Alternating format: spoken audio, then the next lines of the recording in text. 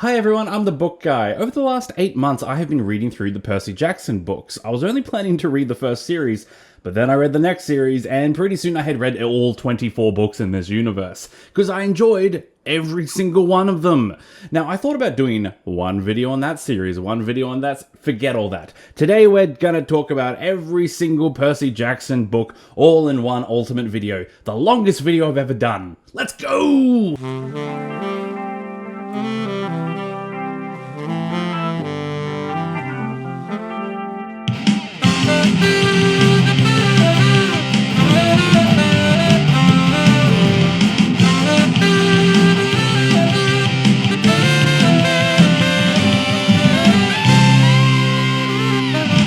A few things before we get started. This video is spoiler free, but it's also a book trailer. I'm going to tell you a few things about the books because I'm pitching them to you. Also, I'm not just telling you what I think. I'm trying to list strengths and weaknesses as objectively as I can because ultimately I want to help you decide which ones you want to read. I'm going to start by outlining what all of these books are and how they all fit together. Then we'll discuss some commonalities we see throughout the whole universe. Then we'll go through each series one by one. So, if you only want to hear about Magnus Chase today, that's fine. You can skip straight to that section. The timestamps run along the bottom. Feel free to move around as you need to. This video is a resource for you to use however you like. Now, just in case you have never heard of this series before, let me give you a quick little elevator pitch to let you know what this story is all about. Percy is a 12-year-old boy struggling at school because of his ADHD and dyslexia. He's also struggling because of the monster attacks. Hello there. Yep, monsters straight out of Greek mythology are trying to end him, and heroes straight out of Greek mythology are trying to save him. Because Percy is in fact the son of Poseidon, the great god of the sea. He is a demigod. In fact, his ADHD and dyslexia are signs of his demigod heightened reflexes and strength. And now this young hero travels to Camp Half-Blood, where all the demigod children come together to train. Percy must go on quests to fight ancient monsters and hunt powerful magical artifacts, all to keep the ancient titans from rising once again and destroying the world. And it's awesome. Now, yes, there are 24 books in this world, but don't freak out. It's actually super easy to fit them all together, and you don't have to read all of them. So here's how it goes. First, we have Percy Jackson and the Olympians. Okay, so this is the official starting place and probably where you should begin. Couple of things to know, these 5 books are all about Greek mythology. The books are clearly middle grade, so very short, full of action and adventure, and about as easy to read as possible. Percy Jackson is also the one and only protagonist, so it's a bit more straightforward in scope. After this, the author Rick Riordan started writing 2 series simultaneously. What a legend. So first, we have the Heroes of Olympus. This is the continuation of the Percy Jackson series because many characters return and a few plot lines carry over, but it's also written to be a standalone series. You don't have to read Percy Jackson first, but it's recommended. These 5 books are much more focused on Roman mythology and the link between Greek and Roman cultures. The series is also a fair bit more complex. Now there are 7 protagonists instead of 1, all with their own personalities and character arcs. These books are longer, slightly more mature. Because of this, there's considerable debate as to whether or not these books are middle grade or young adult. Personally, I think it's right on the line. Either way, the story definitely ages up a little here. Next, we have the Kane Chronicles. Now, this series is 100% standalone. It does not connect with the other 2. In fact, we're going to place it down here on Timeline 2. You see, all the books that have the Greek characters in Camp Half-Blood are officially considered part of the Camp Half-Blood series because they all kind of link together. But then we have series like Kane and Magnus who do not link with those. So you can read these 2 series in any order you like. You can even start there if you really want to, although I'm pretty sure some purists would disagree with me on that. Now anyway, the Kane Chronicles are 3 books instead of the usual 5, and they're all about Egyptian mythology. By the power of Ra. Our 2 protagonists are a brother and sister duo, Carter and Sadie, one from America, one from the UK. These books are also on the long side, but they're not as complex or as mature as Heroes, so these are still middle grade, just long middle grade. Also, I hate to say this, the Percy Jackson universe does not have a low point, but if it did, it would probably be the Kane Chronicles. Now, I know I'm going to get like 100 comments defending it, but just chill. How dare you? Think of it like an Olympic race, okay? If you come last at the Olympics, you're still one of the best athletes in the world, okay? So if Kane is the weakest of the Percy Jackson books, it's still a great book. The series isn't bad, it's just a little bit weaker, but we'll talk about why when we get there. Moving on, once Rick Riordan finished writing these two series, he once again started writing two series at the same time. What a beast! That guy's a true demigod. Now, the two series he worked on next were the Trials of Apollo, that's part of the Camp Half-Blood sequence, and Magnus Chase, one of the standalones. The Apollo series is once again 5 books. This series is a bit unique for a few reasons. For one, it doesn't introduce a new mythology like all the other series. It partially goes deeper into the Greek and Roman worlds, but it also steps away a bit from mythology and moves towards real-world history. Do you like the Roman Empire? Because there's a lot of that here. This series also only has one protagonist, Apollo, and the books are a bit shorter and simpler, making it a very kid-friendly middle grade. But I would also say that this is probably one of the most mature of all the books in this world. There is death and tragedy, and one of the major themes across all 5 books is abusive parents. So yeah, it tackles some heavy themes. So it's ideal for a young audience, but in many ways it's one of the most serious of all the books. One more thing that's unique about this, Apollo links with all the previous series more than ever. So over the course of Apollo's journey, he meets up with the protagonists from the early books and interacts with them. So you can read this series right away, but it's very much recommended that you read it after Percy and after Heroes. Then we have Magnus Chase. You need to know this right now. This is the best one. I'm not even exaggerating.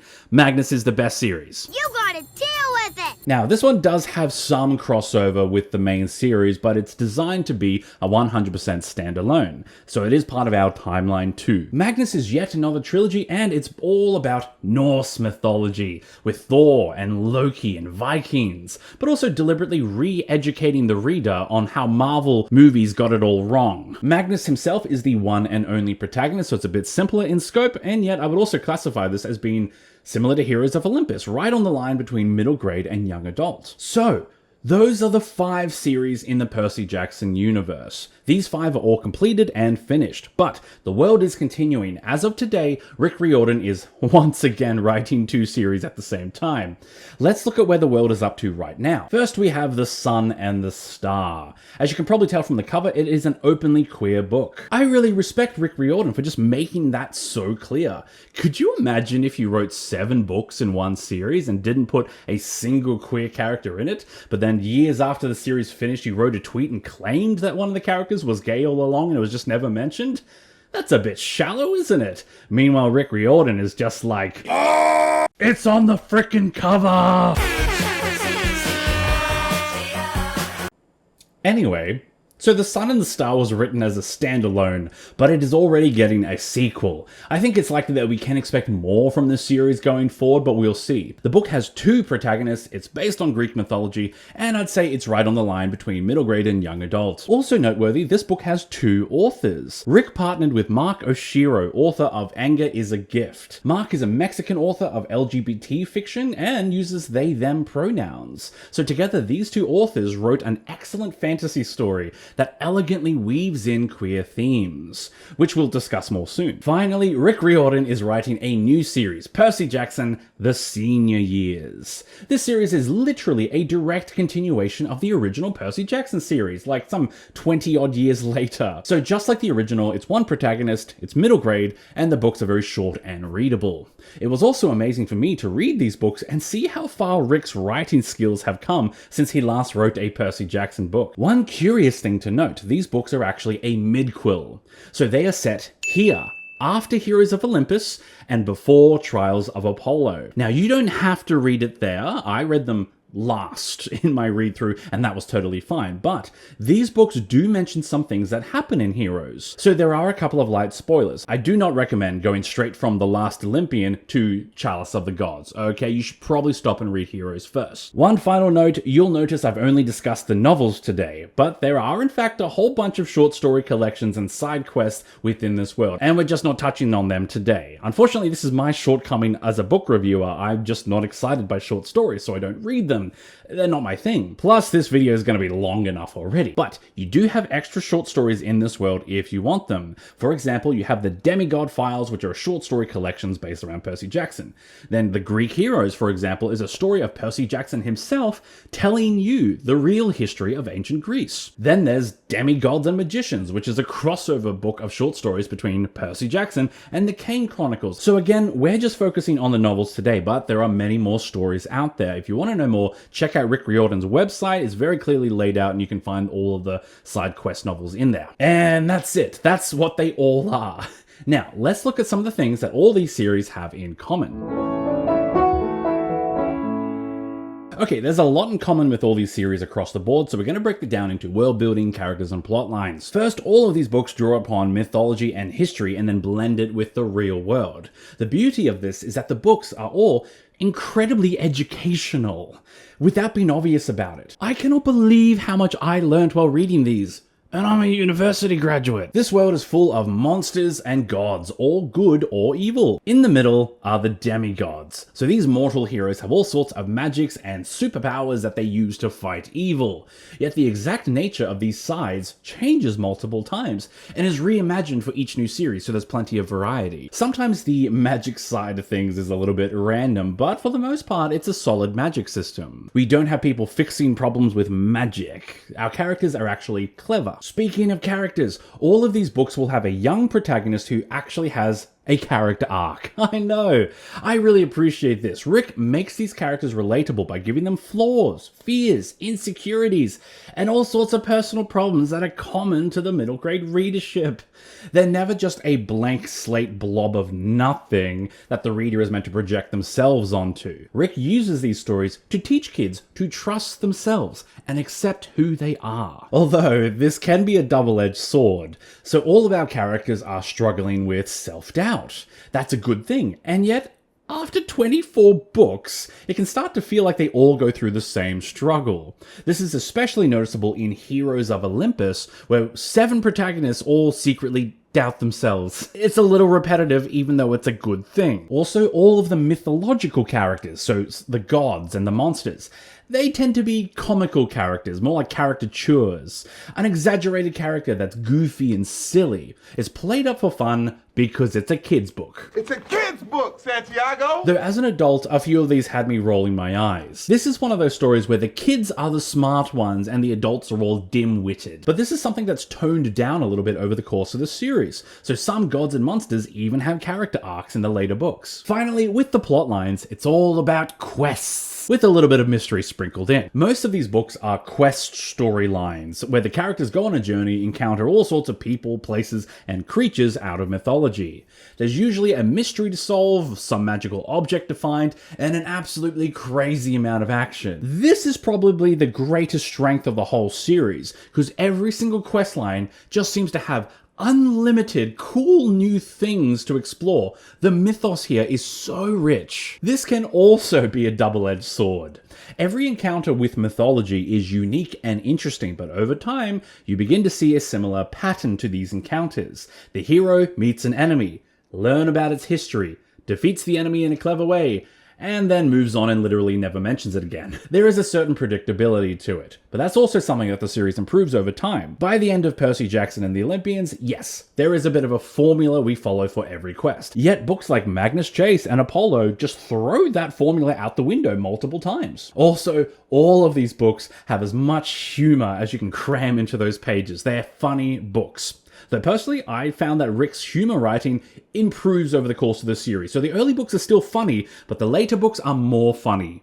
Funnier. One last thing that all these books have in common is diversity. There is so much diversity. And it's not even just in the later books. It's from book 1. You see, this series started as a bedtime story. Here's a little background on the author. So Rick Riordan worked as a school teacher for 8 years teaching English and history, and he used to tell bedtime stories to his 2 sons. When his eldest son was diagnosed with ADHD and dyslexia, Rick wanted to tell him stories about a boy with the same conditions going on adventures. The eldest son was learning about Greek mythology at school, so Rick started telling him the story of Percy Jackson, a Greek demigod with ADHD and dyslexia who traveled across America America searching for Zeus's lightning bolts. His son enjoyed these stories so much, he told his dad to write a book about them. Do you see? This whole series, this whole universe was born out of a father's love for his son and his desire to give his son a story where he felt represented and seen. And is someone cutting onions in here? Stop it. 5 minutes later. That's the beauty of Rick Riordan. From the very first book, the world of Percy Jackson has neurodivergent kids and people in wheelchairs. There's heaps of boys and girls in equal roles. There's a ton of racial diversity with heroes from Mexico, China, Canada, and Native Americans. And it's a very LGBT-friendly series. More so in the second half in the books, but there is a clear, strong presence. Why? Because everyone can be a hero, including you. Okay. Enough wholesomeness. I have to be mean about one other thing. I'm so sorry. Some of the earlier books in this world have a few various problems. It's the kind of things that I don't think will bother kids too much, but as an adult, it could bother me from time to time. So just a heads up that as we go through these series one by one, I'm going to be more critical in the first half. It's on a case-by-case basis, and you'll see why as we go. Okay. Let's finally start looking at each of these series. This will help you decide which ones you want to try. Let's begin with the series that began it all. Now, this is a series that most of you will already be familiar with. It's iconic. If you ever go to a Comic-Con event, there will be people with Camp Half-Blood t-shirts there. Which I'm just realizing I probably should have organized one.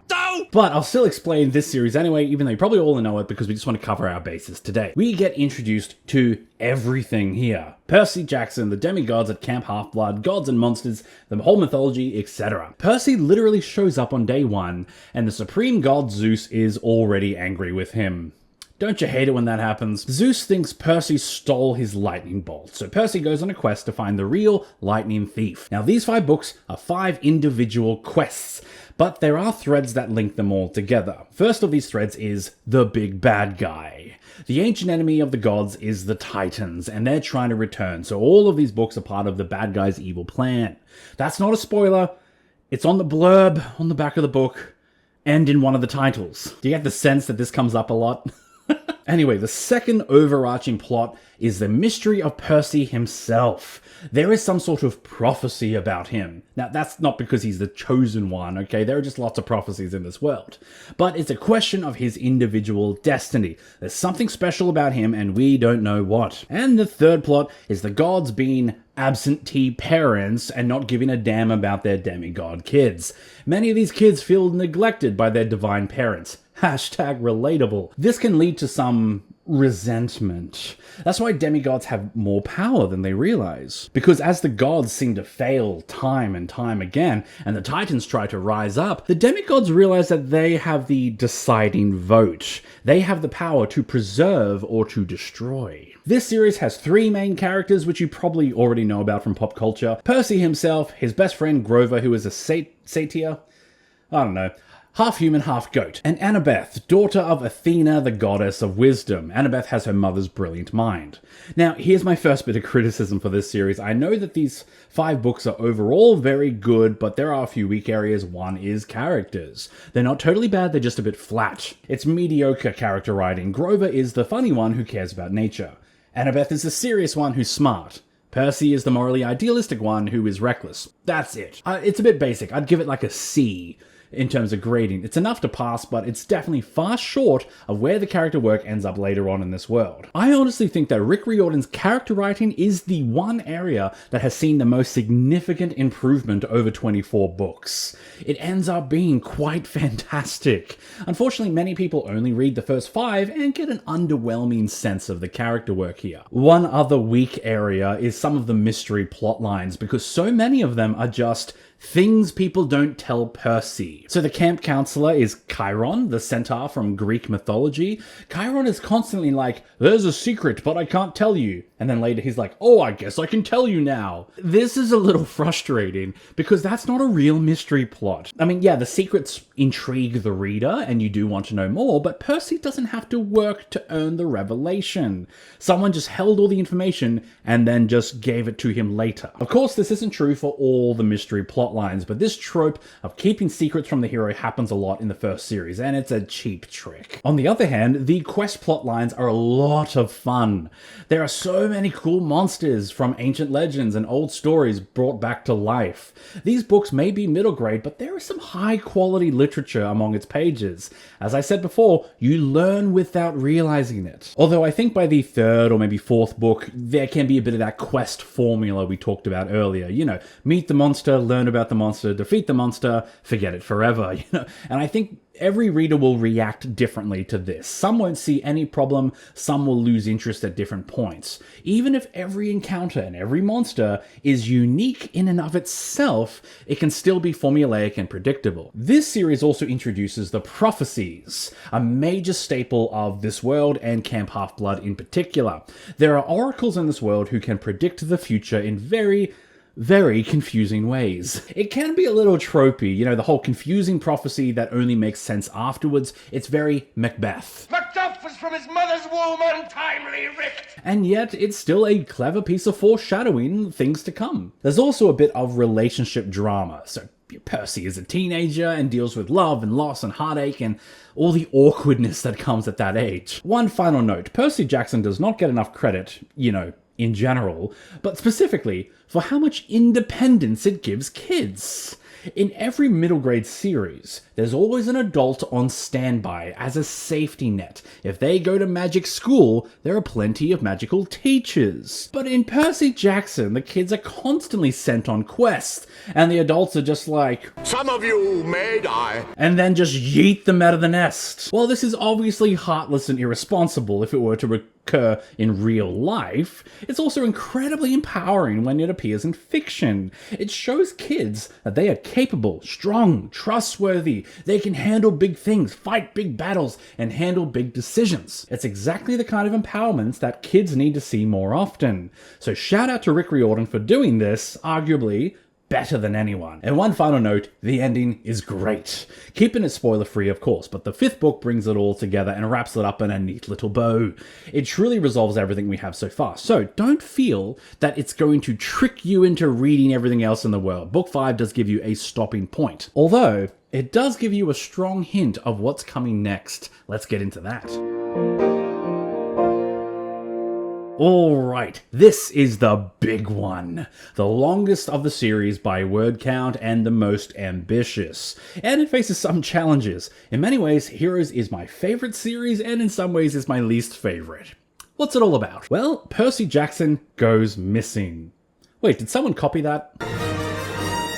And in Percy's place, we find Jason Grace, a new demigod with power over the winds. Jason has memory loss, but for some reason, he calls everything by its Roman name. Something fishy is going on, and our heroes need to figure out what. Because there is a prophecy of the Seven.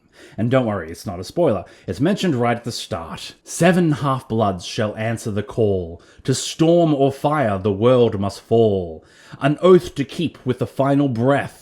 And foes bear arms to the doors of death. Yes, the world is at stake, and 7 heroes must unite. Jason and his new friends must uncover the secrets and begin a great epic quest if there is any hope to save the world. This series was mind-blowing back in the day, because Percy wasn't even in the first book. Although it's not a spoiler to say he's in book 2, right? It's on the cover. That's pretty clear, right? It was actually a little controversial that Percy was removed entirely at the start. But Rick Riordan wanted to clearly establish that he had many stories in this world to tell that were not Percy-centric. So I'll just clarify that yes, Percy is in this one, but he's not the one and only protagonist anymore. This series has a weird structure. For one, it has a much larger group of characters. This means there are multiple points of view and plot lines going at the same time.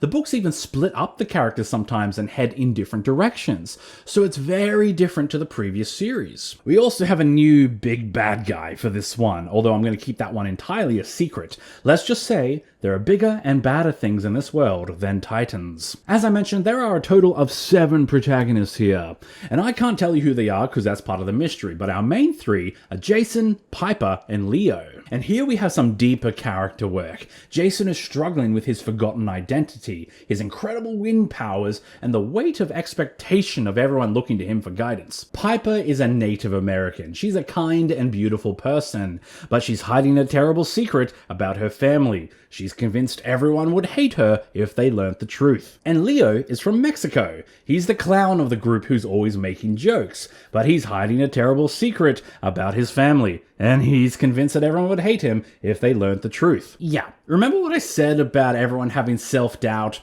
There's a bit of that here. But it's worth noting that this series has a significant increase in character work. Character is a huge emphasis of this story. There are times when it's a little clunky, especially when we start trying to juggle 7 protagonists and their character arcs all at once. Like I said, it's very ambitious, but it's a big sign of growth of the author by this point. Now, plot-wise, these 5 books are not as clean-cut episodes as the previous series. Each of these connect directly into the next one in a much more significant way. So it's much more one cohesive story split into 5 parts, but it still uses quests and mysteries to keep things interesting. For one, this series draws upon Roman mythology, and it plays with the similarities between the Greek and Roman cultures of ancient times. There's a whole world of new monsters and messed up histories to start to explore. And these plots are epic. That's something truly special about this series. Heroes is about as epic and as high fantasy as this world gets. Except maybe Magnus, that's probably on a similar level. This series has the biggest quest of them all, spanning across multiple books with a race against the clock and fighting impossible odds. This is big with a capital B. Although the quest formula can definitely be a bit much here. Personally, this is where I struggled the most in the Percy Jackson world. We meet and defeat one monster after another, and the books are so much longer, so it felt slower and bloated. In fact, you could probably swap those monster encounters around without affecting the plot too much, which makes me wonder why some of them were there except for the fun of the moment. That said, the mystery plotlines improve a lot here. Again, in my opinion.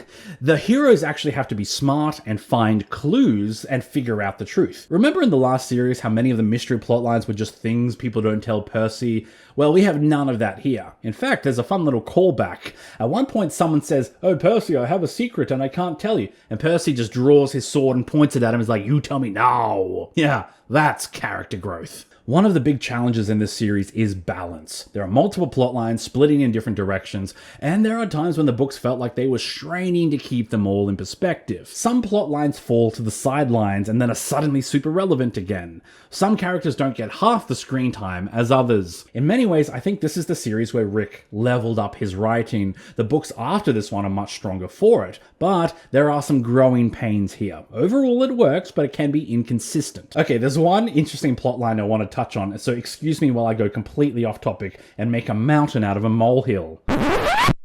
Our heroine, Piper, receives a lot of pressure to wear makeup. Pressure from her mum, pressure from her half-siblings, but a lot of her plotline is about her accepting herself without it. This is a totally fine plotline, but I feel the need to add some nuance to this discussion. Remember that makeup and fancy clothes and putting effort into your appearance, it's not inherently good or bad. For Piper, she feels more personally comfortable without it, but other women can find makeup empowering. They do it because they love it. Not because of a sense of social pressure or self-loathing. Yeah, remember that feminism is all about choice and letting the individual person choose what feels right for them.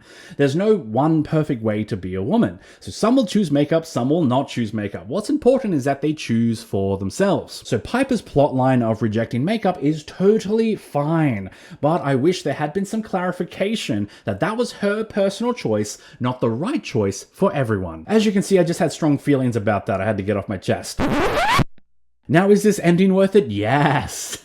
I know I've criticized this series a bit for being long and unbalanced and a bit bloated at times, but it still works. The ending really brings it all together and makes it all worth it. You see, the series is ambitious. It's middle grade / young adult fantasy with 5 books.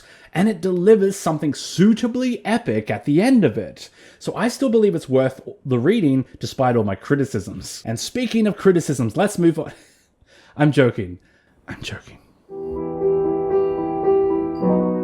Alright, this series is very cool. Egyptian mythology is a personal favorite of mine, mostly because of Stargate SG-1. But also because of the mummy. which I'm sure the kids know all about. Anyway, what's this story all about? Carter and Sadie haven't seen each other in years after the death of their mother. Their father is the great Julius Kane, the famous Egyptologist, whose work is too important to stop for silly things like raising children. So he sends Sadie to live with her grandparents in the UK, while Carter lives a nomadic life with him, following his father around for his studies. That's called favoritism. One day, the three of them finally come together for the first time in years to witness their father's latest research experiment.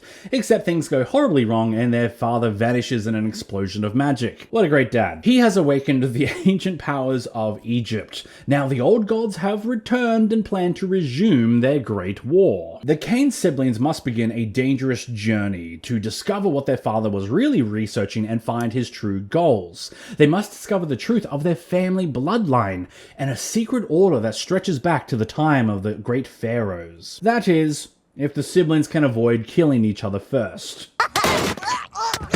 So the first thing you'll notice about the series is that it has absolutely nothing to do with Percy Jackson and Camp Half-Blood. This is 100% a standalone. The plotlines here are all about searching through research and piecing together clues and solving old riddles. It's a lot of fun. You ever read a treasure hunt story? This one's got you covered. The series also moves away from the clean-cut quest formula that we see elsewhere. So it's not about encountering magical monsters from mythology, instead it's more about solving the mystery. The series is also much more grounded in the real world. It's more urban. We spend time in museums and cities and ancient ruins. There's still plenty of fantasy elements, but this is one way that the Kane Chronicles are a bit more unique. The other big difference is magic. While the other series have demigods who are just simply born with innate powers, the Egyptian heroes have magic, and this is straight out of history. Magic was a big part of ancient Egyptian life. Egyptian priests were known to perform rituals in temples or heal people with medicines. Citizens commonly wore amulets or carried objects that had spells engraved in them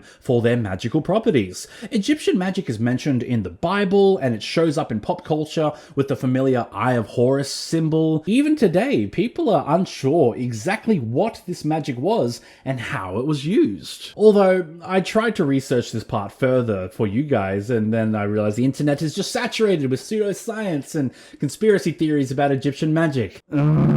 But anyway, this is what we have in the Kane Chronicles: proper magic and spell casting. There's one other really cool world building aspect I want to share, but I have to be vague to avoid spoilers. So Egyptian priests used to believe that they could become an avatar of their god.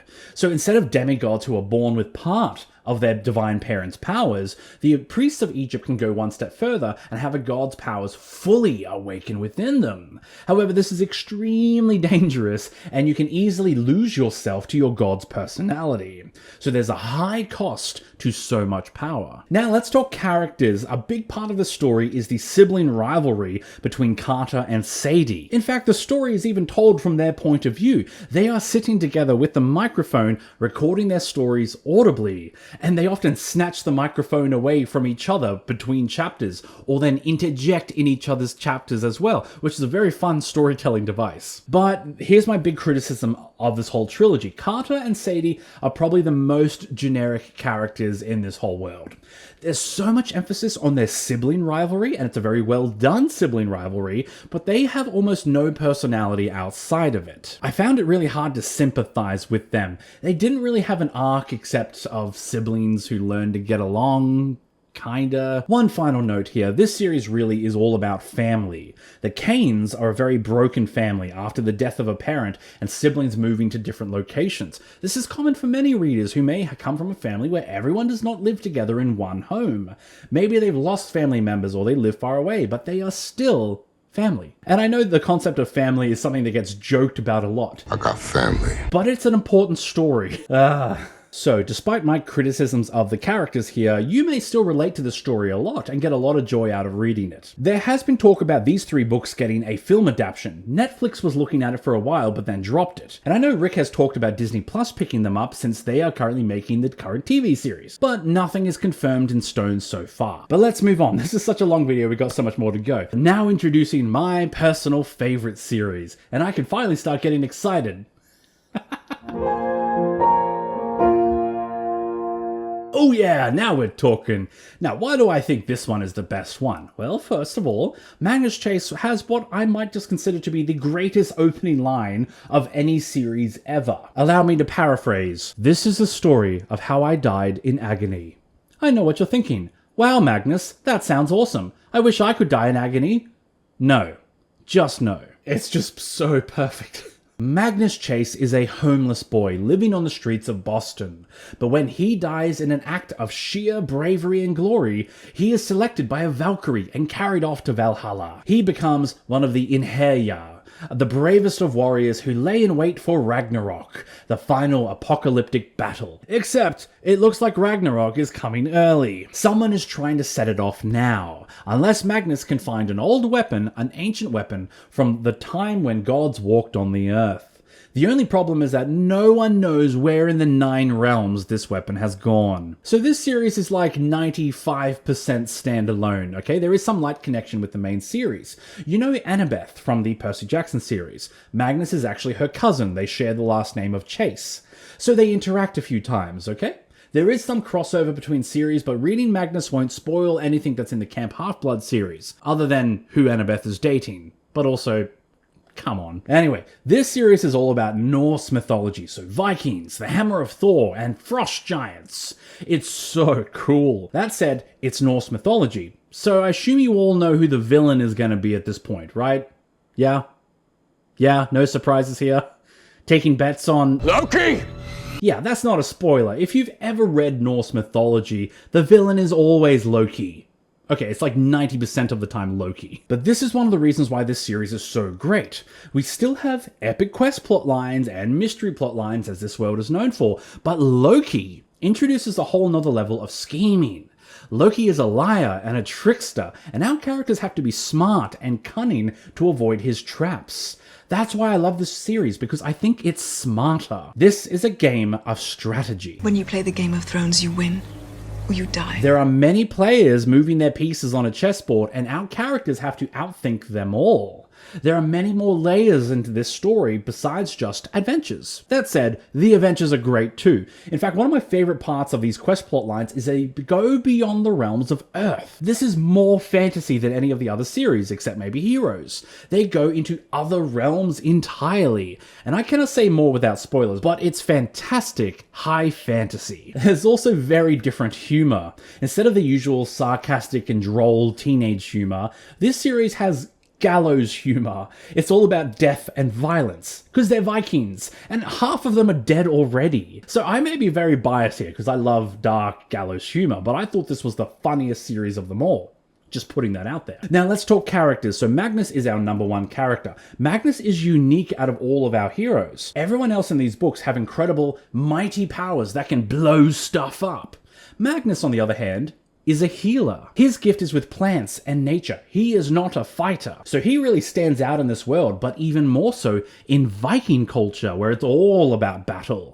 Magnus needs to realize that he's still brave even though he's not a warrior. But there's another thing about Magnus that's truly special. At the start of this story, he has been homeless for 3 years. That is a hard life for a kid. This guy has got proper trauma. And like many people with trauma, he has learned to be entirely self-reliant. Did you know that hyper-independence is a common trauma response? Yeah, I didn't know until my therapist told me, and I was like, I don't need you. Magnus hates people trying to help him. He hates when people feel sorry for him or show him sympathy. And this is very realistic. I applaud Rick Riordan for writing a character who's had a hard life and writing it with such accuracy. So Magnus has to learn to accept help from his friends, and that is a hard lesson. Speaking of his friends, Magnus has quite a few. First, there are his 2 friends who lived with him on the streets of Boston. There's Blitz and Hearth. Blitz dreams of being a fashion designer who would love to dress with exquisite style at all times. Yeah, he's a guy who's into fashion. Wink, wink. He also wears a green carnation in his breast pocket, a symbol which was given meaning by Oscar Wilde. If you know, you know. Meanwhile, Hearth is deaf and communicates through sign language, which all of the guys learn so they can communicate with him. Many of the conversations in this book take place entirely in sign language. Hearth actually makes a lot of deaf jokes, and it's not disrespectful at all. It's a lot like Avatar: The Last Airbender, where Toph makes all the blind jokes. Can't you watch where you're... No. Right. Sorry. One running joke in the series is every time the characters are in a life and death situation, they start shouting out Hearth's name, and then remember that does nothing. I swear, I laughed at that joke every time. But I really love this type of representation. I think there's a false belief that if you see a disability, you should never even mention it, when in fact, it's always better to normalize it. Even have a laugh about it, when you're among friends and the trust is there, But I'm carrying on. Another character is the Valkyrie Sam. Sam being short for Samira al-Abbas. Sam is an American Muslim who wears a hijab at all times. And we also have Alex Fierro, a fierce warrior who is also gender fluid. Alex often changes their gender throughout their adventures, and Magnus learns about how to be better respectful to them. And as you can see, this series is extra diverse. Because, it's Norse mythology. The diversity is not the sole reason why I like this series, but it's definitely one of them. One small criticism is sometimes when the story discusses the characters who are deaf or Muslim or gender fluid, it can be a bit heavy-handed at times. I know the goal is to educate the reader on these things, but even I have to admit it can be a bit preachy from time to time. That's all. Now, is it worth reading all 3 of these books? Yes. Because Rick Riordan just writes fantastic endings. I think it's a real gift of his. Again, I won't spoil it, but it's brilliant how Magnus is the right guy for this job. He's always been a fish out of water. He's not a warrior. But that's important sometimes. Everyone has their own gifts. Some of us are 187 meters tall and can bench press 100 kilos. And some of us have different abilities, but it's our differences that make us strong. Still, the point is that this ending is perfectly linked with our main character's arc. Magnus's growth perfectly culminates with the showdown, and it's expertly done. Seriously, I just cannot praise this trilogy enough. So if you're only going to try one of these series, do this one. Please. Okay, moving on to the last of our completed series. This is the most underrated of all the Percy Jackson series. Apollo series is surprisingly good. It has some of Rick Riordan's best writing, and yet I think people are sleeping on this one. What is that all about? Apollo messed up big time. He angered his father Zeus, and so was cast down from godhood and became a mortal teenage boy with no immortality, no god powers, and no six-pack.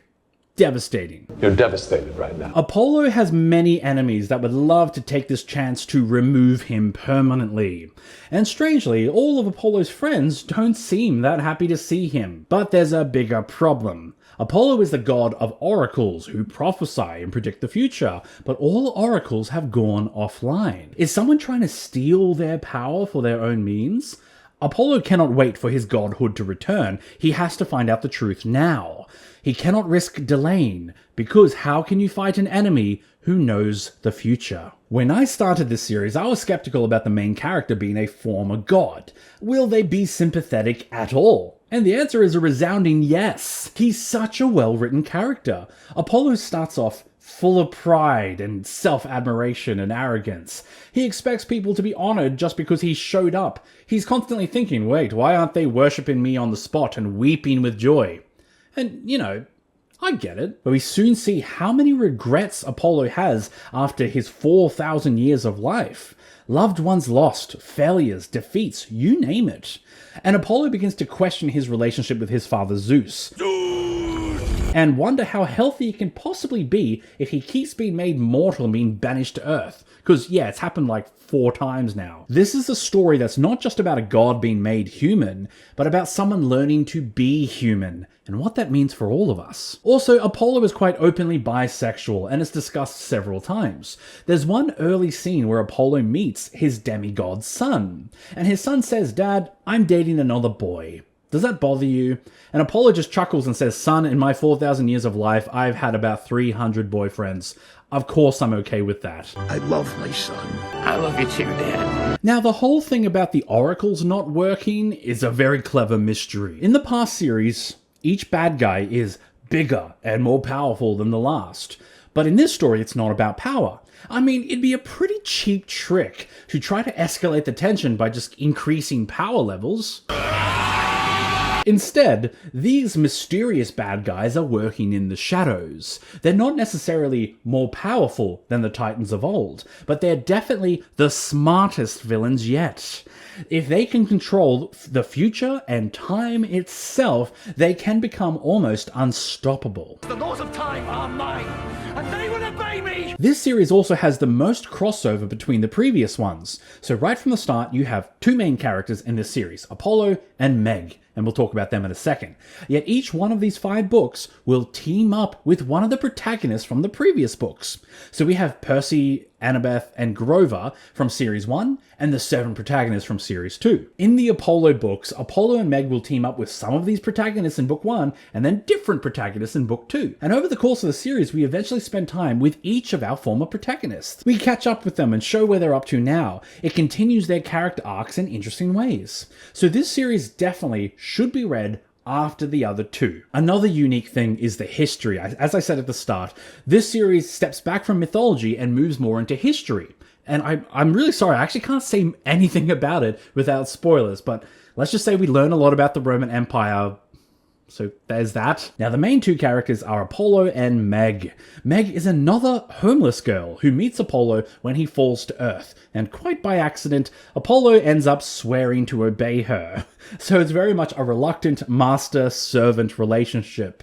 They work together, even though they do not like each other at all. Yet Meg has a ton of secrets. Why was this demigod living alone when Camp Half-Blood was right next door? Meg has a dark past, and this is where we get to the main theme of this series. Both Meg and Apollo have cruel parents. And they can see it in each other, but not in themselves. How does that work? Because half the battle of escaping an abusive situation is admitting to yourself that this isn't normal, that what you're experiencing is abuse. It's even harder to accept this when you're a kid, when you don't have enough life experience to teach you the difference between healthy and unhealthy relationships. Learning to escape your tormentor and fight back against them is a very hard life lesson, but one that is explored beautifully here. Sometimes the characters look like they're making progress away from their abuser, and then they fall back into old patterns. It can be a bit frustrating to watch, but I promise you it's extremely realistic. As you've probably guessed by now, this series is a bit more mature. In some ways, it's the darkest of them all. There is more death and tragedy and grief, even though it's a middle grade series. I think it's important to tell stories to kids that deal with such difficult things. A lot of kids have to deal with stuff earlier than they should have to anyway. Well, I can't talk much more about this series without spoilers, so I'll just say here that this one has yet another fantastic ending. The final showdown is big and climactic and perfectly links with the character arcs of Apollo and Meg too. It's not just an external conclusion, it's an overwhelming internal conclusion as well, resolving everything they've learnt on their journey. But let's move on. This is our longest video ever. Let's go on to our final 2 unfinished series that are currently in the works. Alright, here is a standalone novel, The Sun and the Star. I've written start. The Sun and the Star. And it's already getting a standalone sequel, The Court of the Dead. It takes place after the trials of Apollo, so it's strongly recommended that you read it after them, but again, you can go straight to this one if you want to. Now, a small spoiler warning here. I need to tell you about the protagonist of this book, but in doing so, he's going to reveal that character's sexual identity, because, you know, it's clearly a queer book, and it will reveal who they are currently dating. So those are the specific spoilers I'm going to have to reveal here. If you want to avoid them, you may want to skip this segment entirely. Okay, you ready to begin? This story is about fan-favorite character Nico D'Angelo. Nico has had a hard life, with so much loss and grief at a young age. His one shining light is his boyfriend, Will Solace, son of Apollo. They make an odd couple. Nico has powers over death and darkness, while Will has powers over life and light, hence sun and star. This young couple receive a call from the depths of Tartarus, the realm below the underworld. In the lowest point of the earth comes a cry for help. An old friend is trapped and only Nico and Will have the combined powers necessary to get them out. These 2 young men will be tested, both as individuals and as a relationship, as they take on the darkest journey of all into Tartarus itself. There's a lot going on in this book. For one, this quest is unusually grim. This is not a fun, light-hearted adventure. There's moments of humor, definitely, but overall this story feels darker. The monsters are scarier, more twisted, the challenges are harsher, and best of all, Tartarus incorporates dreams, hallucinations, and nightmares that blur reality and make these guys question their own sanity. I don't think this story is a horror story, but it gets a little close to it. The only way to keep it together is to work together. The real power of this story is the characters. This is Rick Riordan's best character work, although it might be Marco Shiro's doing. That's awkward. Anyway, Nico has been carrying around his own demons for most of his life. He isolates himself to avoid pain and heartbreak. Meanwhile, Will is trying to get Nico to come out from hiding and accept that he has friends now. Of course, Will has his own challenges. Fear of abandonment, fear of not being good enough to protect those around him, and regrets of his own. The demons of the underworld have nothing on the demons we carry with us. A major theme of this story is change and growth. That the world changes and life changes, so we can change too. Sometimes life gets better and we need to stop living in the past. And if we can change, maybe even monsters can. This book is also quite openly queer. Characters talk about being gay, bisexual, or even being unsure what label to put on themselves. There's transgender characters with they-them pronouns, and many queer characters talk about the fear of rejection, that if they were to come out and be themselves, it would mean losing friends and family from their life. This is a great depiction of what it can cost to come out, but also what you can gain. I know I've had a lot of praise for this book, but I do have two criticisms. One is that it just starts very slow. And second, that some of the dreams and hallucinations are actually a bit hard to follow and can be confusing. But that's honestly all I've got. The story is also concluded at the end, so I'm very curious to see where the series goes next. The second book is expected later this year in 2025. Now, on to the final series. We're going to bring it full circle. We're going back to Percy Jackson. Alright, reminder, this story takes place just 6 months after Heroes of Olympus and before Trials of Apollo. These two books are so beautifully simple. Percy wants to go to university, or college as it's called in the US, but to get accepted, Percy needs 3 letters of recommendation from his family. Unfortunately, his family are all divine beings. Therefore, Percy must go on 3 quests for the Olympians to earn their favor. Thankfully, Annabeth and Grover are back again to help him out, so this should be pretty straightforward and easy, right? Yeah, when is anything ever easy for a demigod? So you'll notice something right away. There is no big bad guy here. There's no apocalyptic event about to destroy the Earth. In fact, this whole story is very low-stakes drama, and is beautiful for it. After all, we've had a lot of books in this world, and it's important to change things up so it doesn't become repetitive. The last few books have been darker and more mature. We could use a break. What makes these books special is just how much fun they are. These have some of Rick Riordan's best comedy writing. They are the most lighthearted books we've seen in this world for a while. Besides, sometimes in life, we do a lot of things that aren't world-changing. And that doesn't mean they're not important. That's a major theme of this story, that the little things matter too. Family, friends, your small accomplishments, and the joys of life. There's 2 books in this series so far, with a third and final one expected very early in 2026. The first is the quest for the Chalice of the Gods that someone has stolen, and the next is about pet sitting for a goddess and trying to survive her house of horrors. Something to note, these are the type of books you read if you want to feel warm and fuzzy. So if you're looking for something deep and meaningful like you've seen elsewhere in this world, you may not find that here. There's also a certain predictability to the overall plotline. I mean, Percy is trying to get into college. Do you think he'll get there?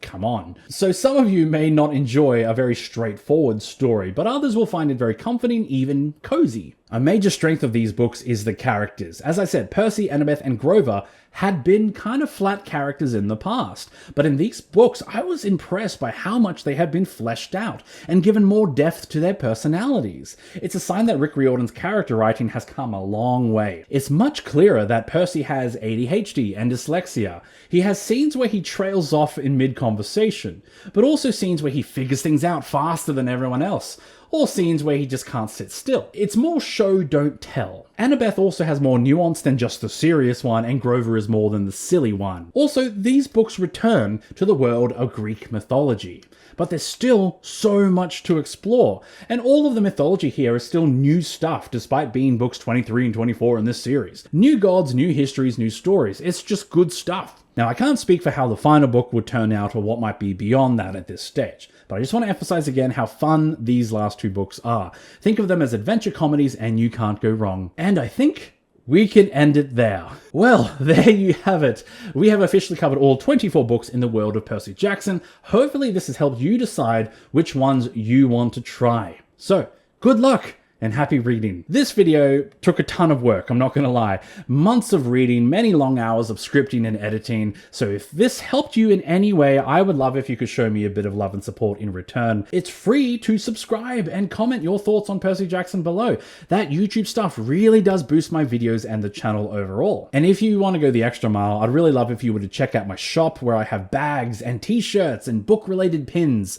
I have a Patreon where you can hang out with me and see some exclusive content. Or best of all, you can buy my trilogy of books, The Immortal Investigations. You can read them, love them, and leave a good review for them. All that stuff will really help me out, and there are links to all of those in the description below. Thank you all so much for watching this extra long video. I'll see you next time, and I hope you enjoy a good book today.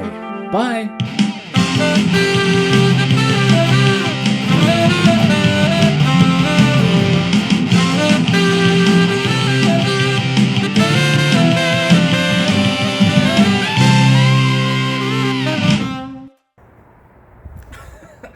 Okay, now do one of you running back and forth and jumping in the middle. Jumping? Yep. Like a skip. Is that what you mean? Yeah, but more gracefully. Well...